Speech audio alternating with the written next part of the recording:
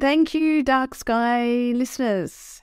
My name is Marnie-ogg, and today I'm conversing with Chris-Tugwell, who's a South Australian man based in Adelaide, a film writer, a land care worker, and really a dark sky entrepreneur.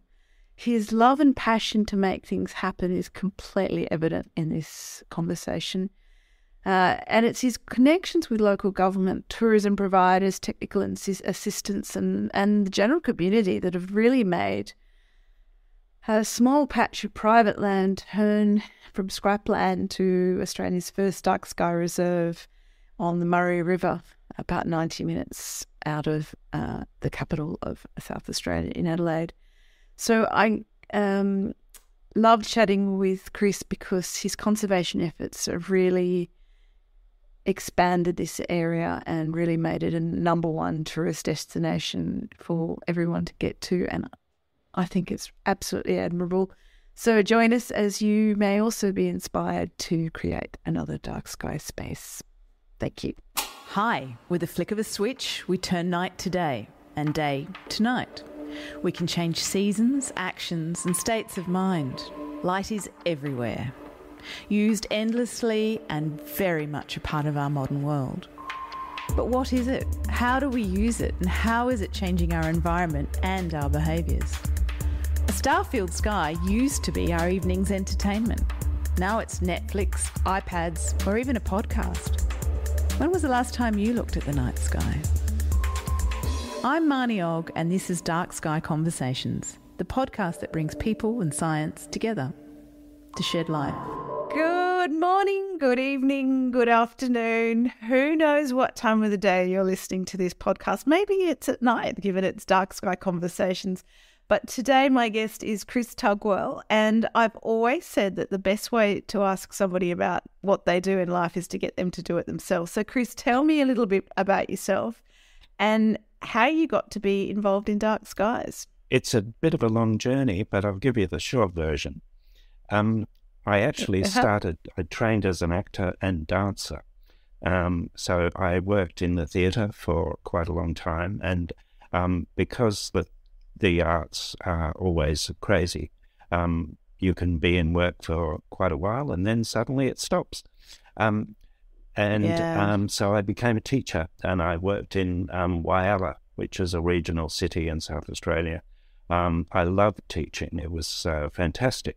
But I felt the call for the acting part of my life. I didn't want to give it a miss completely. And so I came back to Adelaide and worked in youth theatre mostly, performing in schools, doing shows for primary school kids, doing tours into country towns all over the state.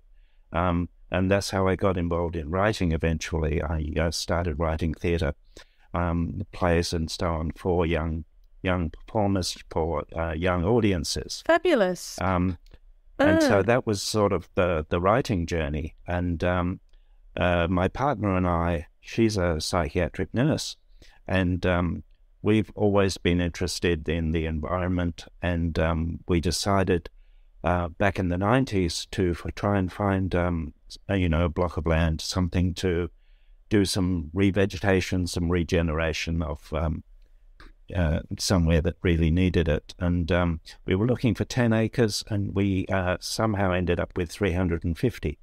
And this was on the River Murray, on top of the cliffs at a place called Big Bend.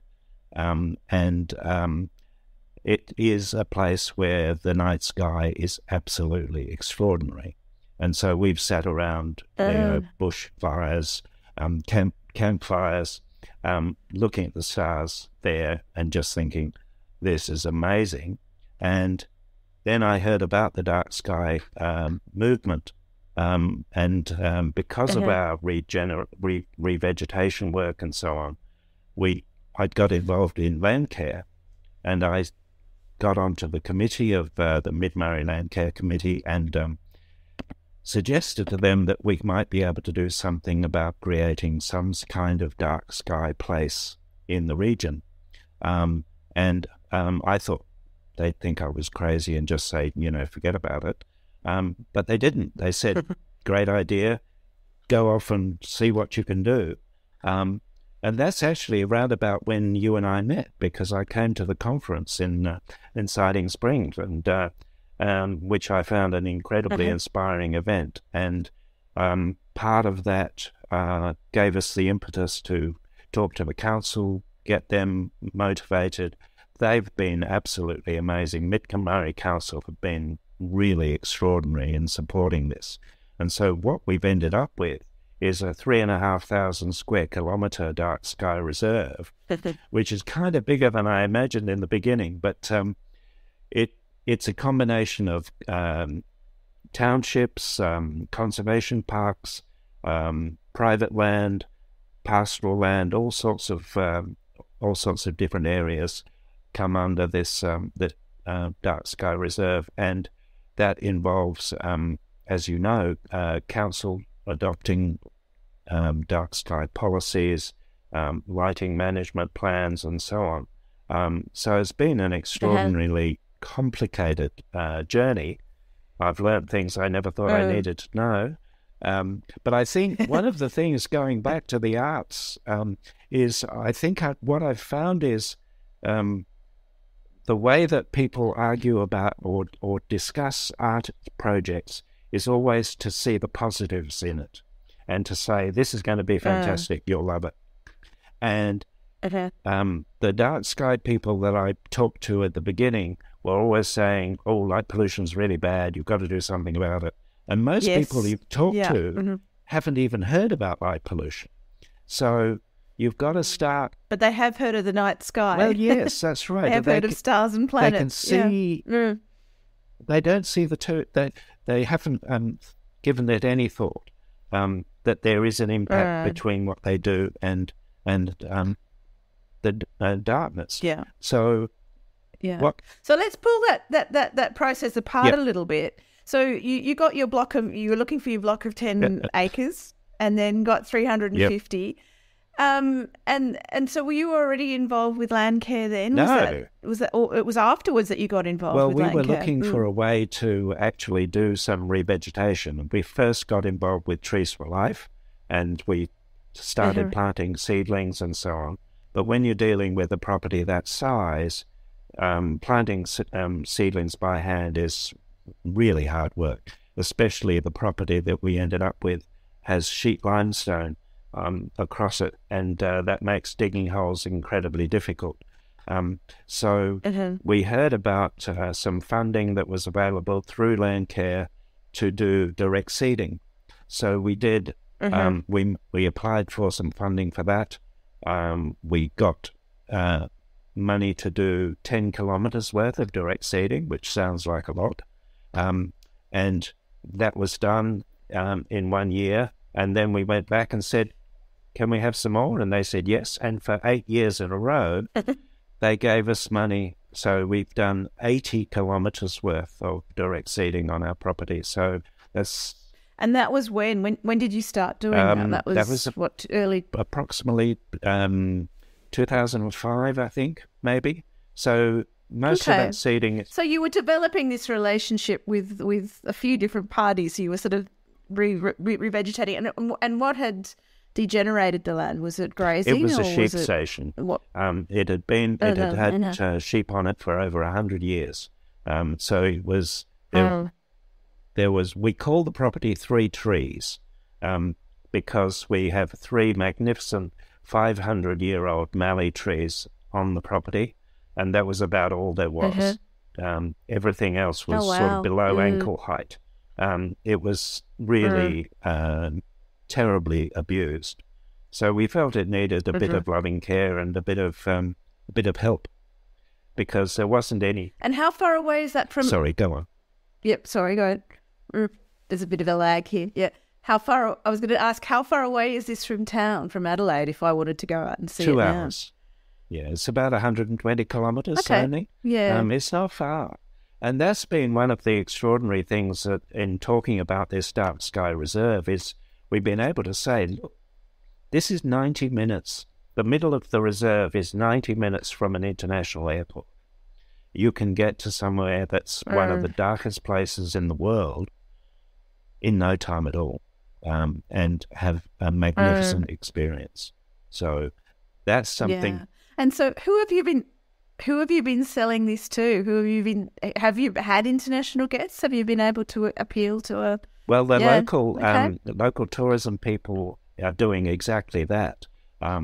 We've had, we got the international recognition in November 2019, and then of course COVID hit 2 months later, and so we kind of ground to a halt. But in another way, it gave us an advantage because we could prepare for when visitors started to come back again. Tour operators and council people have been able to sort of get their heads around this as a concept. They love the idea. They can see the advantages of it. They can understand that, to see the night sky, you have to stay at least one night. So that means you've got to have, a meal or accommodation and all of those other things that come with it. And so there are tour people who've set up some fantastic experiences for people. And one of the nicest things is that we have inside the reserve a conservation park called Nort Nort, which is an Aboriginal site that has been occupied for more than 6,000 years. And it's right on the banks of the river, and it has carvings in the cliffs which show the phases of the moon. And so this is a place where you can say, the people have been observing the stars for 6,000 years, which is pretty impressive. It is. It is. And I think one of the things it is absolutely amazing. I have to admit, I haven't been there yet, so I'm going to have to get my way down there.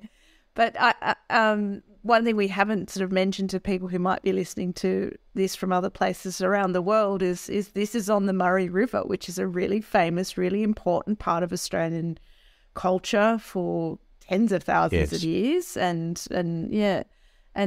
to sort of preserve that part of Australia, not just during the day but during the night as well, is a fabulous feat. The interesting thing I've noticed is that the people haven't really ever thought about the night sky as an asset. They haven't actually seen it as part of the environment even. So when you can talk about it as in that way, people begin to sort of switch on. They understand, they get it, and that's been a wonderful thing. The community support has been extraordinary. We got about 80 support letters for our application to the Dark Sky Association, and that included just general public, Progress Association, schools. We got even a letter from Professor Brian Schmidt, the Nobel Prize winner. So we had a massive range of support. It wasn't just astronomers, it was the community as well.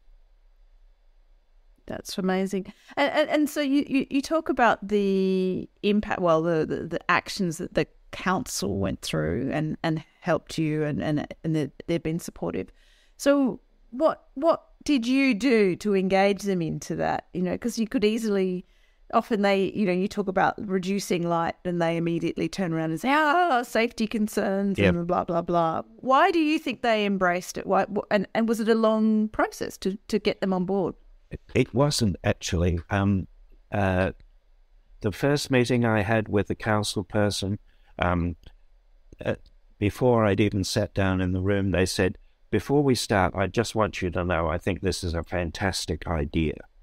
So that was our starting point. And so I think they could already see the way they were looking at it is that there are a number of communities across this area, a dozen very small towns that have basically no tourism infrastructure at all.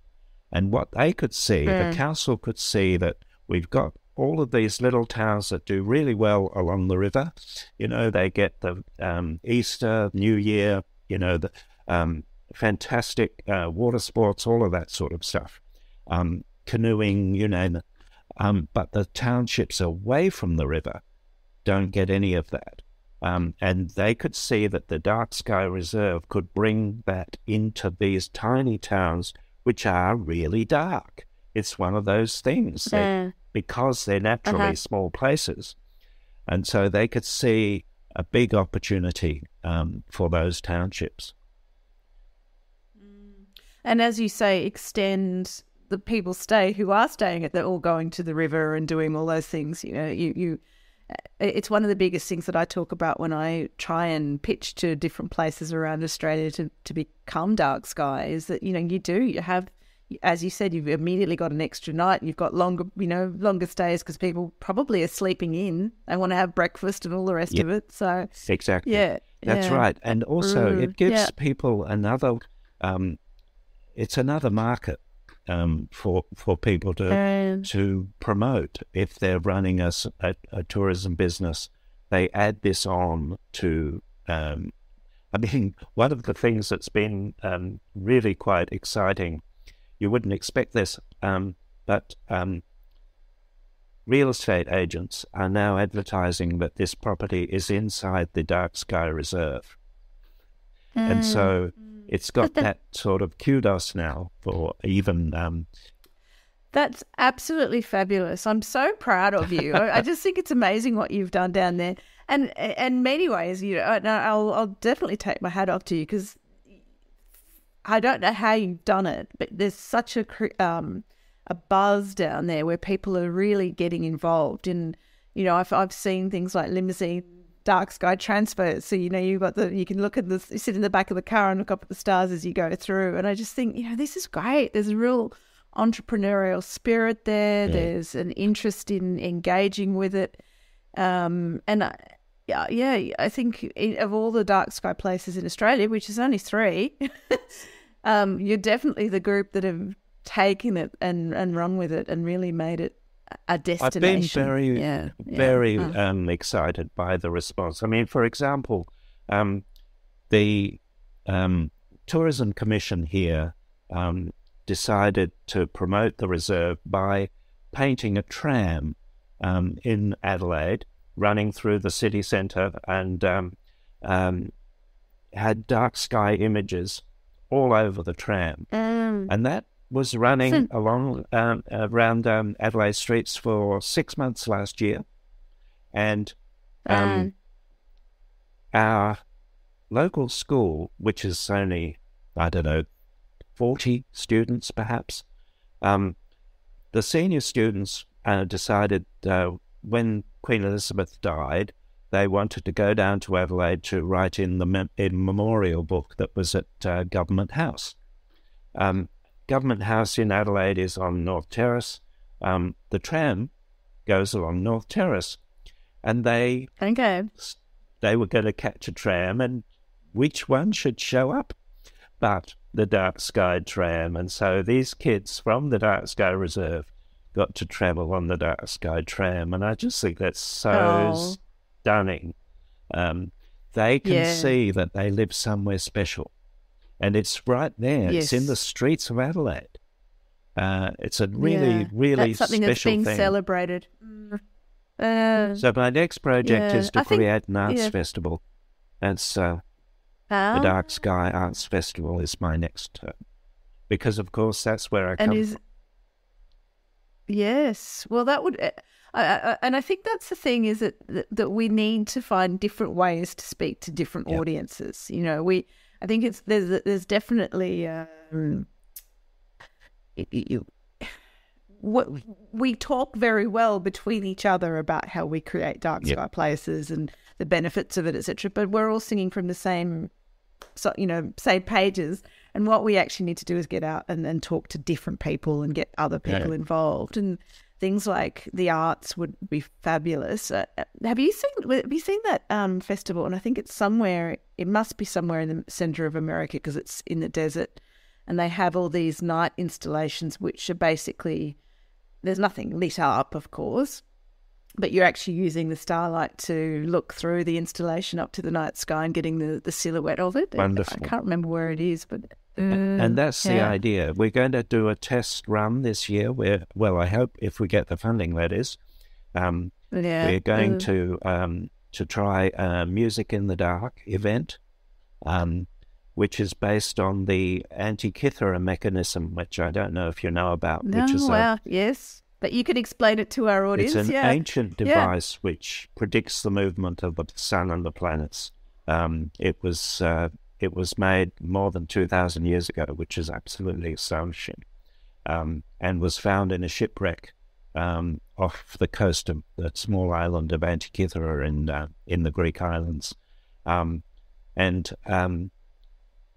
There's two musicians in South Australia at the Elder Conservatorium who've created a work that is based on the sort of randomness of the mechanism, so that if, for example, Jupiter is rising on the particular night of the performance, then the Jupiter part of the music will play, and so on. So each night the music will be different.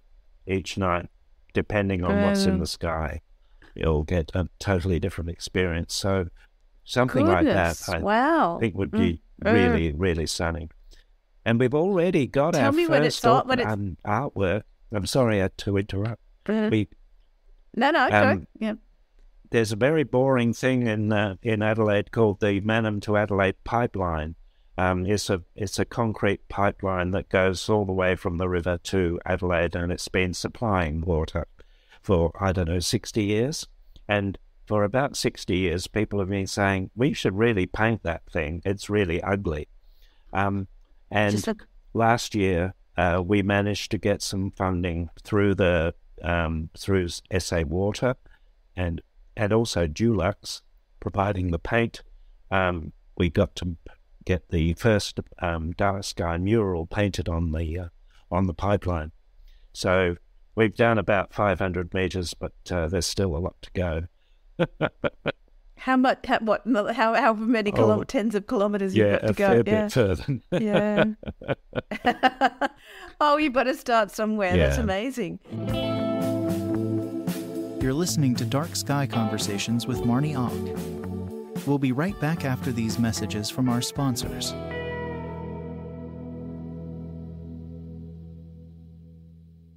Yeah, all I was going to say before was, tell me when you have the Antikythera playing, and I'll bring a group down. That would be fabulous. Well, yes, we're hoping later this year.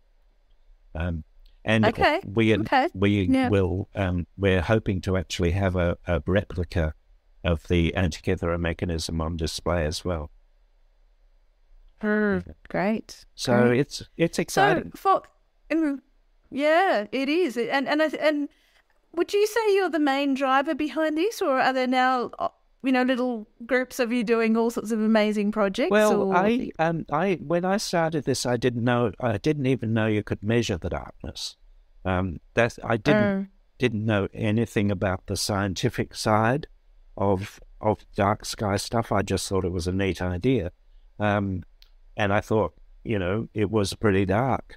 But I've managed to, over this time, be introduced and worked with a bunch of astronomers and scientists who've been doing all of this for a very long time, and proved that this is really astoundingly dark. So I think we've sort of played off each other really well. I think the Astronomical Society has been promoting the reserve now to its members, and they've been saying it's one of the best places to see the stars that they know of. So, from that sort of scientific side, it's nice to have it confirmed. It was just an instinct in my mind. And I remember talking to one of the people at the council, one of the people just at the front desk, and she said, I thought people could see the Milky Way. I see it out of my back door every night. Doesn't everyone? And, when you say, no, they can't. And she said, oh, those poor people. So, what we have is special. Yeah. And it's going back to the comment that you made before, and I think, you commented that we don't see the night sky as an asset. And I think that that's partly because most of Australia, you know, even in Sydney, you probably only have to drive a couple of hours out of Sydney to see a fairly good dark sky, you know.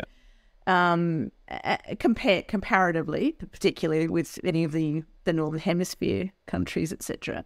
But we've taken it for granted, and we just can't. We can't let it disappear. You know, it's a natural resource that we are very, very fortunate to have, and hopefully, we can preserve most of it and even turn some of the bad sites backwards and make it. Well, I've been very fortunate to visit Taiwan. I said earlier my partner's a psychiatric nurse, but she's also a textile artist. And she's been teaching workshops in various places, including Japan and more recently Taiwan. And because I was talking to our Taiwanese friends about the Dark Sky Reserve, because that's what I do whenever I go anywhere, they took us to the mountains in Taiwan. They took us to an open-air restaurant called Gateway to the Galaxy. And that was on the top of a mountain, very good low lighting, wonderful place. And we saw 4 stars. It was a clear night, there was no moon. And then when our friends came from Taiwan here, we took them up to our place on the river, and they were literally speechless. One of them said, I thought you could only see this many stars from space. So that's the thing. We've got this massive opportunity to teach people in China, in Asia, Japan. All of those people can fly direct to Adelaide. And, you know, in 90 minutes they can have the most extraordinary experience. I've spoken to one of the tour operators who does tours just literally down the road from our property. And he does spotlighting for, you know, native animals, wombats, kangaroos, and so on.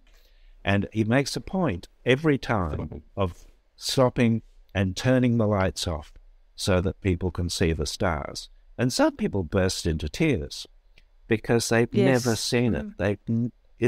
It's so completely beyond what they expect. So it really is a very, very special experience. It is awe-inspiring. It is that. I was very fortunate to hear a beautiful piece of music the other night, and the acoustics were so fabulous, and we were completely immersed in this sound. And it was probably the first time in my life that I literally had goosebumps and you know, the hairs on my neck standing up, and I had tears running down my face. And I was thinking, this is how I've seen people react to the night sky. It's just it's a completely body sensation of something overtaking your body. It's overwhelming. Basically. So that kind of explains that, you know, it has taken over my life. I wasn't. Are you still writing scripts and things, Chris, or are you doing any movie stuff besides the youth work? Yeah. Ah, right. Okay. Yeah. I'm attempting to write a novel at the moment. Oh. So it has dark sky elements in it. Surprise, surprise. Yeah. I think it's right. It's a bit like taking the blue pill in the Matrix, isn't it? Or the red pill. Once you've done it, you just can't turn back from, you know, you want to talk to people about dark skies and the benefits, and because they're so wide-reaching. Well, I've had such fantastic, I've made so many wonderful connections because of it, and learned so much. I mean, for example, one of the first people I was introduced to was Andrew Cool, who has been measuring the darkness in this region for 30 years. He happens to have a brother-in-law who's got a property not far from where we are, and he's been going there and measuring the darkness all that time. I contacted the Victorian Dark Sky Association originally. This is the first thing I did when I started, because I didn't know anyone else to contact. And they said, there's two people you should talk to. One is Andrew Cool and the other is Martin Lewicki. Martin runs the planetarium at Mawson Lakes in Adelaide. And both of them agreed amongst themselves. Well, firstly, they had this discussion saying, who is this guy? Anybody ever heard of him? Is he an astronomer? They're going, no. Should we trust him? Oh, well. So they gave me the benefit of the doubt. And I'm really glad they did. And then Andrew said to me, well, I've got this mate, Don. He's just taken up astronomy. He's got a place on the river. He might be able to help. And I thought, that doesn't sound very promising. You know, I'm a beginner. Do we need another beginner? Well, Don turned out to be Don Bursell, who is the chief scientist of South Australia. Yes. A former chief scientist. He's retired now. But his access and his knowledge in getting into government departments and so on, and who to approach and when and all of that sort of stuff, that's been really invaluable. So, you know, getting that sort of the trust that people have given me to say, okay, well, you write all the stuff, we'll take all the measurements and stuff, and to it sounds like the perfect collaboration, isn't it? Really, you know, you've got the way with the words. You've got someone in there who knows government. You've got someone there that knows the science. And we had the complete backing of the council as well. I've spoken to councillors, and they've said to me, you know, when the dark sky thing comes up, it's the only thing we all agree on. So, that's fabulous. Yeah, that complete support and trust has been absolutely wonderful, and it's still going on. You know, one of the things that's happened is because we have the space agency based in Adelaide, there are space industries, space businesses setting up and looking for locations for their equipment, and they need dark places, they need radio silent places, and we had one facility has already been built just on the boundary of the reserve, and it's a $5 million facility, and that is going to bring in work. It's going to bring in opportunities for local people, and that's one of the things I think, you know, young people at the local area school can think of a career that's going to keep them in the area. You know, they can have a scientific career if that's what they want, and stay on the river. They don't have to leave. And it might not be science. It might be tourism. It might be cultural connection. It could be all those other benefits as well. Exactly. Yeah. And so those opportunities are growing all the time. It's very exciting. Yeah. Well, I think on that note, I'm gonna finish it up, but I have to say, you know, all kudos to you and your team of supporters, because not only have you created a future for the next generation of star watchers out there, but you know, you created Australia's first dark sky reserve in an area that was, you know, denuded land that needed, you know, a bit of TLC, and you've brought heart and soul back to it. So thank you, Marnie. Thank you for all your hard work. It means a lot. I am very proud of it. But I think seeing your example, knowing it was possible, that was something that helped a lot to say how we could go about it, you know, the things that we still needed to do, and make a really good case. And I think we've managed that. And I just can't wait for the day that we've got this network of dark sky places all around the country, and that we can... Well, my long-term plan is to make South Australia a dark sky state. Sounds like you'll have it done next week, Chris. Have to finish the novel first. Yeah. Oh, well, good luck to you. I don't doubt in any way, shape or form that you'll have that under your belt before too long. So good to see you again. Thanks again for your time.